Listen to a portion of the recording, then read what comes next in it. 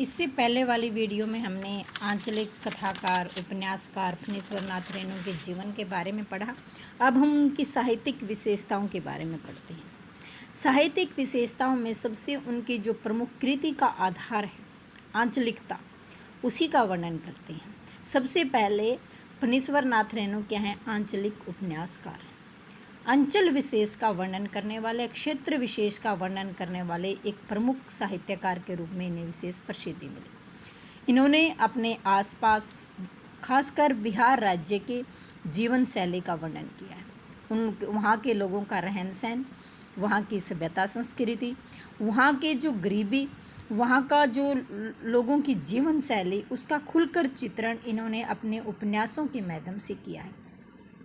मैला आंचल जो प्रथम आंचलिक उपन्यासकार माना जाता है, उसमें हमें बिहार राज्य की संपूर्ण जो उन लोगों का जीवन है उनकी झलक हमें उसमें मिल जाती है। दूसरी इनकी प्रमुख विशेषता है संवेदनशील व भावुक कवि। हर कवि संवेदनशील होता है। वैसे तो हर प्राणी संवेदनशील होता है, लेकिन कवि जो होते हैं वो अत्यधिक भावुक होते हैं। वे अपने आसपास की परिस्थितियों से प्रभावित हुए बिना नहीं रह सकते। आसपास की परिस्थितियां उन्हें प्रभावित करती हैं और इन्हीं परिस्थितियों के कारण और इन्हीं सब से प्रभावित होकर वो रचनाएं करते हैं।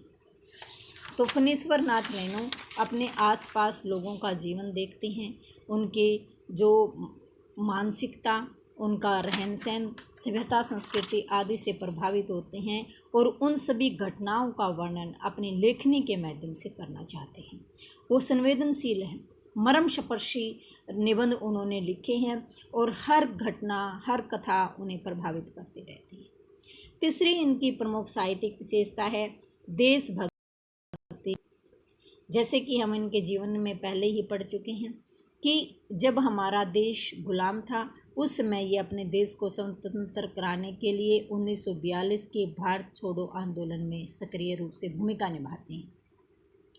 तो वही व्यक्ति अपने देश के लिए आगे बढ़ सकता है जिसमें अपने देश के प्रति, अपने राष्ट्र के प्रति प्रेम है। देशभक्ति की भावना इनके अंदर कूट कूट कर भरी हुई है। अंग्रेजों द्वारा किया गया अत्याचार, अंग्रेजों द्वारा किया गया शोषण इन्हें अंदर से झकझोर देता है और उन्हीं घटनाओं का जिक्र वे अपनी रचनाओं में करते हैं। देशभक्ति की भावना इनमें कूट कूट कर भरी हुई है और अपने देश को स्वतंत्र कराने के लिए ये आंदोलन में कूट पड़ते हैं और आज वो प्रयास करते रहते हैं। अगला इनका जो साहित्यिक विशेषताएं हैं वो आ जाएगा मानवतावादी दृष्टिकोण। हर कथाकार, हर कहानीकार जो मानवता का पोषक होता है, जिसके अंदर मानवीय गुण होते हैं, वही जो संवेदनशील होते हैं, भावुक होते हैं और ऐसी घटनाएं जो उसके मर्म को प्रभावित कर देती हैं, उसे अंदर से झकझोर देती हैं, ऐसी घटनाओं को ही अपनी लेखनी के माध्यम से अभिव्यक्त करते हैं। तो मानवतावाद के ये परिचायक हैं। इन्होंने अपने आसपास जो भी शोषण होता है, अत्याचार होता है, उसका खुलकर वर्णन अपने शब्दों के माध्यम से किया है। प्रकृति के चितेरे कवि। फणीश्वर नाथ रेणु प्रकृति के चितेरे कवि हैं। कोई भी व्यक्ति प्रकृति से अछूता नहीं रह सकता और कवि तो भावुक होने के कारण, संवेदनशील होने के कारण हर विषय पर, हर वस्तु पर गौर से अध्ययन करते हैं। जैसे कहते हैं कि जहाँ न पहुँचे कवि वहाँ, जहाँ न पहुँचे रवि वहाँ पहुँचे कवि। यानी इनकी जो भावनाएं हैं, इनकी जो सोच है वो हर जगह पहुंच जाती है। तो इन्होंने प्रकृति का खुलकर चित्रण किया है।